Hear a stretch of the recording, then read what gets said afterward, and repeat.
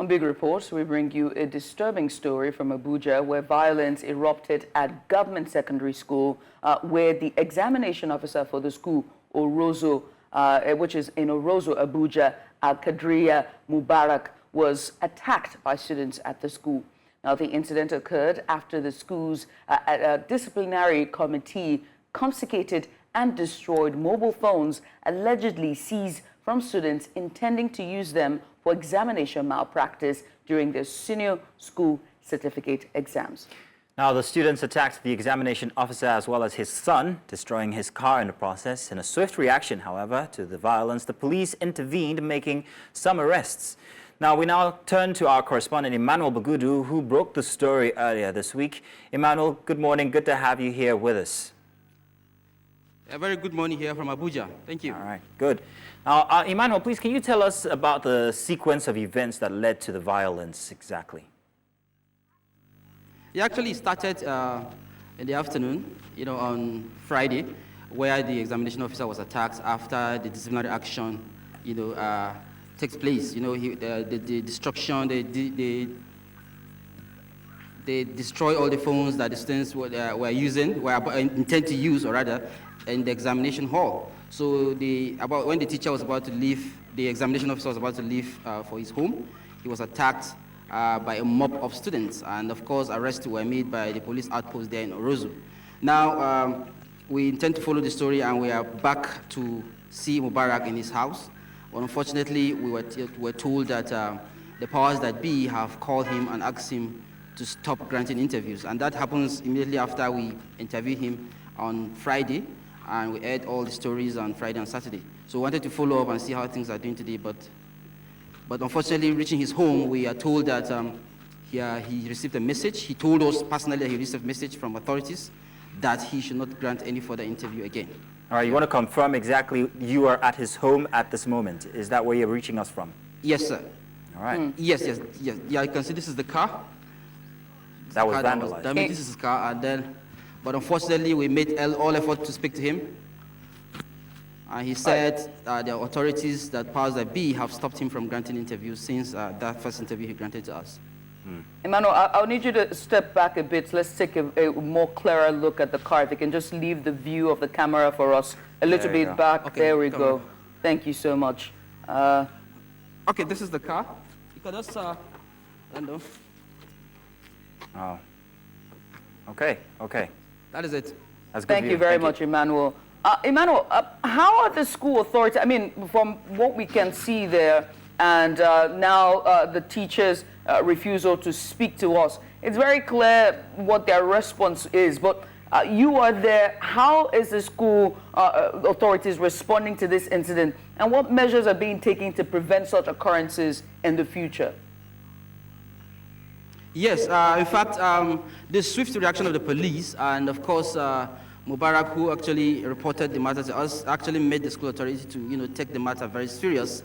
Unlike some other cases that we've heard before, where matters have been delayed, but this particular issue is being taken serious as I speak. In fact, the direct message he received from his principal this morning is the fact that the authorities, where the secondary school is under, are actually saying that they have taken full responsibility of this matter, and they are going to look at the issue. And since they are already in the process of looking at the issue, he should stop granting the interview. They are already looking at it. They said they are going to organize an emergency meeting and make sure that everything is addressed and make sure that also his safety is assured. That's why he told us. And because of that, since they have given him that guarantee, so he's also have to play by their rules by not granting interviews for now. Okay, Emmanuel, there's one question that's left unanswered here, and that is to note that you actually said that the students got their phones confiscated and then destroyed. Now, is the school taking any responsibility for the fallout of destroying these phones? Were they under any right supposed to destroy personal effects by, that are owned by these students? Yes, it was stated clearly in the exam code, the rules and regulations of the school. It has been a practice for a very long time now, according to Mubarak, because it's very important that we also look at the other angle, of course, just like you said. But what we tried to find out is that Mubarak told us clearly that it has been a rule that during examinations, once you are caught with phones, once you insist on going into examination hall with phones, the phone later will be destroyed in the assembly ground, on the assembly ground in front of other students, so that it will serve as a deterrent to other students. It has been done before, it has been going on before. In fact, he told us that the methodology they use is whenever people are caught, students are caught in the examination hall, they normally ask the student by themselves to destroy the phone by themselves in front of the students on the assembly ground using hammer. You know, so in this case, he said the students were taken to the assembly ground, those that were caught in the recent examination, and they were given the hammer to destroy the phones, and they refused. So it was at that point that he noticed that they are trying to be violent. So the school authority, of course, took the authority in their hands. They actually used the hammer by themselves to break the phones in front of the entire students. So it has been a rule that once you're caught with phones inside examination hall of that kind of magnitude, serious exams like that, a final year exams like that, the phones will be destroyed. So that has been the practice in the school. And not just that school, but many other secondary schools are around the FCT. Right. Let me ask you, Emmanuel, about the students and most importantly, their parents as well. Have the teachers, have the students, or have the school made any statements about the parents, what the parents are saying, or if the PTA association, have they been able to come out and make statements regarding this behavior from their words and children? Okay. This is just the story is still fresh. It's still developing. We intend to follow up this story. Meeting the PTA, meeting the bigger authorities that actually stopped Mubarak's interview. I think that's where we'll proceed from here. We'll continue to follow the story.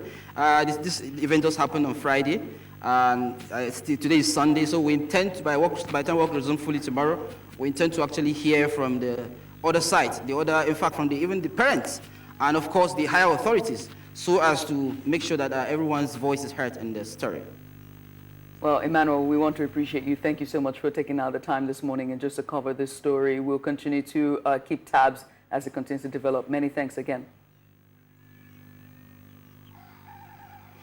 And that was Emmanuel Bagudu. He's our correspondent live in Abuja as he's giving us a story, a very, very disturbing story. And now we turn into the studio here where we have with us Veronica Mordi. She's the assistant head of school, Holden Park, and she joins us live in the studio to talk to us about a very, very important topic. And this time it's on malpractices. And now you've seen the story, you've seen the footages and all that's going on. And now this is not the first time we've seen an issue like this, is it? Where, you know, children waylay their teachers, you know. This now talks about a broader issue when it comes to tackling malpractice in Nigerian schools in general, whether tertiary and secondary school. So let's start with, you know, the underlying causes of examination malpractice in Nigerian schools. You know, why these cases keep coming up?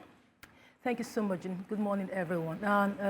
The issue of exam malpractice in Nigeria is as old as, I can't just even give it a date, because part of the reasons why, I guess one of the major reasons why we have exam malpractice in school in Nigeria is because the children themselves, the students, have kind of lost confidence in the curriculum or the assessment.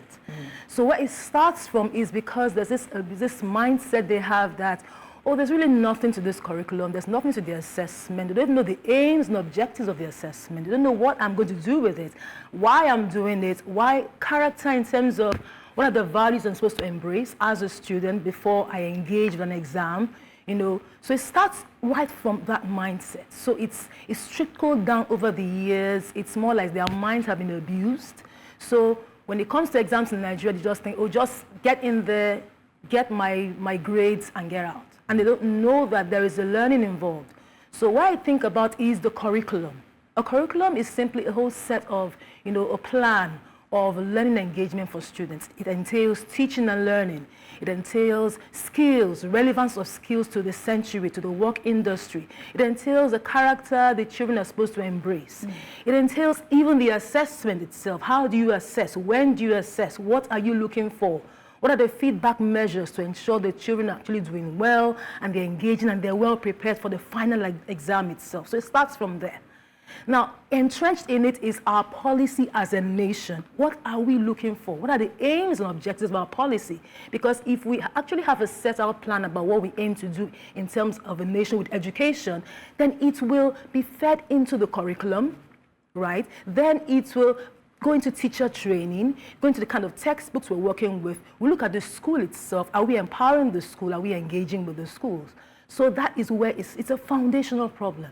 And it has to be tackled in a holistic approach. It has to be I see it as a tripartite kind of a setting. The government, the Minister of Education has to be involved as the voice of the government. The exam body itself, whether NECO or WAEC, has to be involved. And of course, the school, which includes both private and public schools.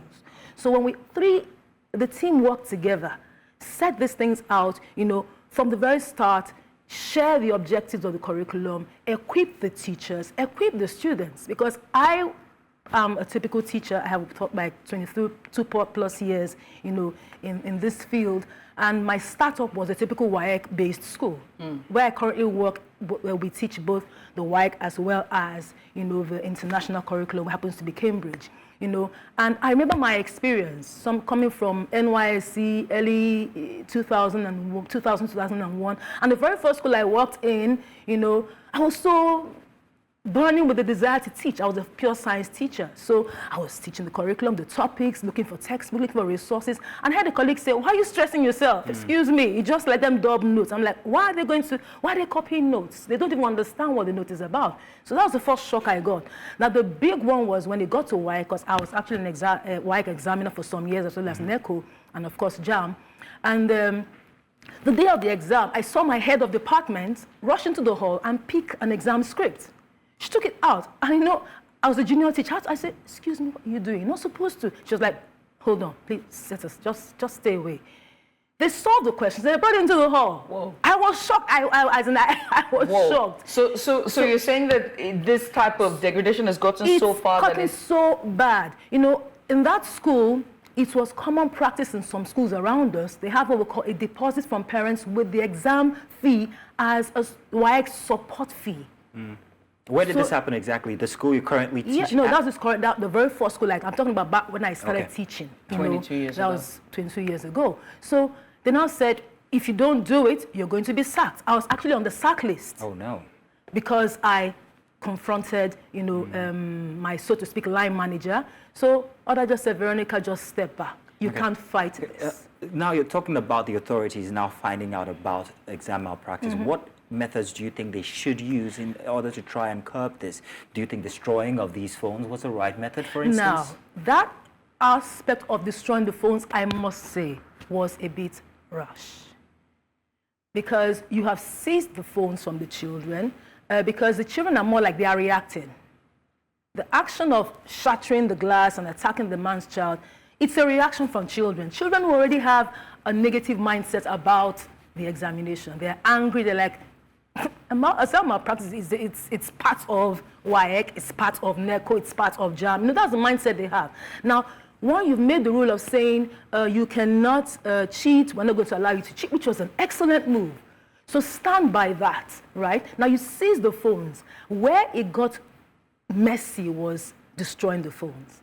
When they destroyed the phone, that was what armed the children. So because we need to be careful, we're dealing with young children who are not exactly, their frontal yes, it's not functioning. Not so it was like they were kind of armed. So personally, as I said, destroying the phones was kind of like not a very wise move, right? It more like triggered that. So we're now distracted from the fact that they were engaged in exam malpractice. We're now dealing with parents saying, we spend so much money buying these phones, why will you damage our devices? So I think that was not exactly a wise move to have damaged the phones. Now, Veronica, I want to say thank you so much for coming on. But for teachers, in your situation, you just said that you were able to get out of that, right? And they threatened sack. But in the situation of the teacher in this government secondary school, he had his property vandalized. What advice would you give to examination officers who are in that situation and they get to see this type of violence meted against them? We're pressed for time, so